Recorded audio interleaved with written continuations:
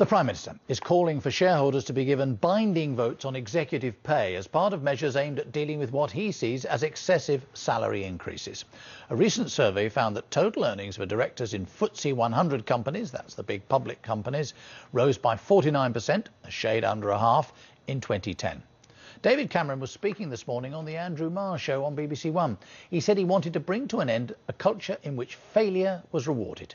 What we should be doing here is what are the best market tools to try and correct this market failure, and I think transparency is a key tool, so we can all see what's happening, and then clear vote, so you're empowering the shareholder. And as I say, the other things are, when you say transparency, give us some sense of how many salaries or at what level we're talking about outside the boardroom itself. Well, what we've done with banks is now actually the toughest remuneration rules for banks and financial institutions, I think, anywhere in the world, where it's around the 8 top paid people have to be declared, and that's something this government has something done. Similar for other companies? Well, I don't want to steal all of Vince Cable's thunder. He'll be making the announcements early this new year, but what I wanted to explain is the absolutely key change where you make more information transparently available, you empower shareholders to vote on those things, and you stop the rewards for failure. I think High Pay Commission reported a few weeks ago. Well, Professor Chris Roebuck from London's Cass Business School takes an interest in all that,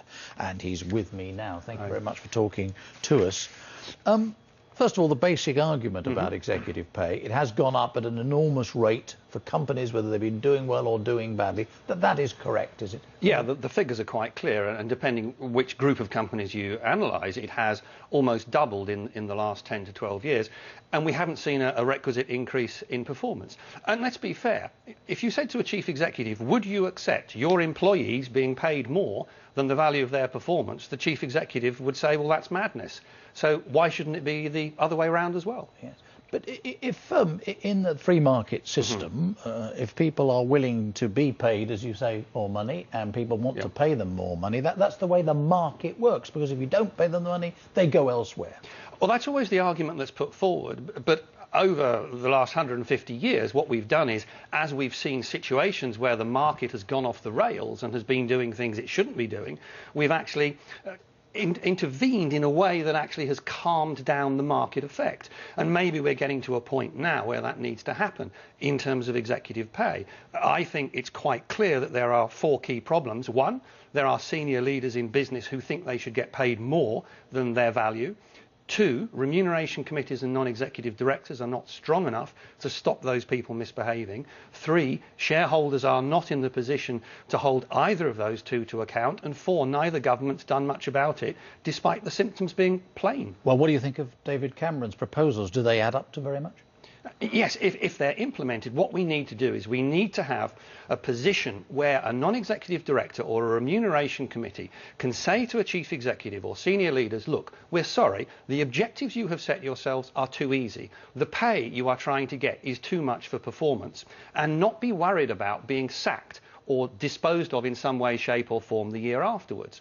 We also need to have shareholders who have the capacity to be able to turn round at a meeting and say, no, you cannot have that pay, no, you cannot find a way around the AGM, and you have to have at least a 2/3 majority in favour.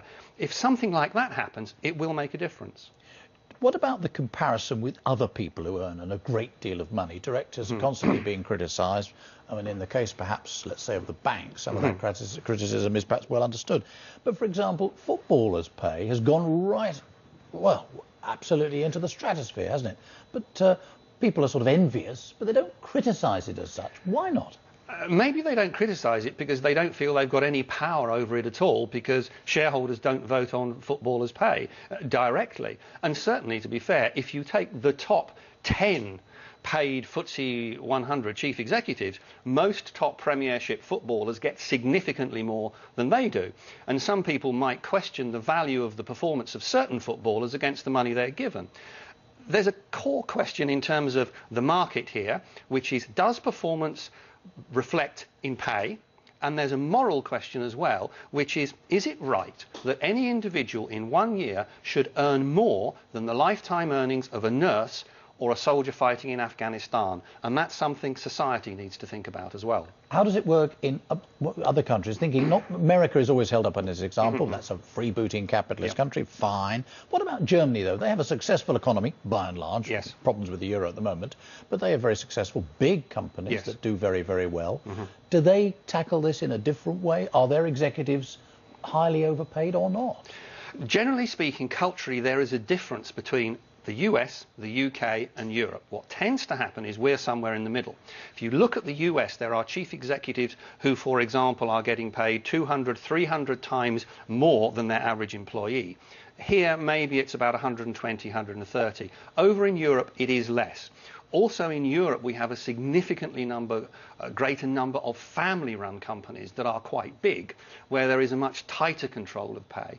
But even in the larger European companies, there is a smaller differential between average employee pay and actual pay of the chief executives. So we're a bit in the middle, and we have to say, actually, are we going too far towards the free market in America, or should we be more European? Professor Roebuck, thank you very much indeed. Thank you.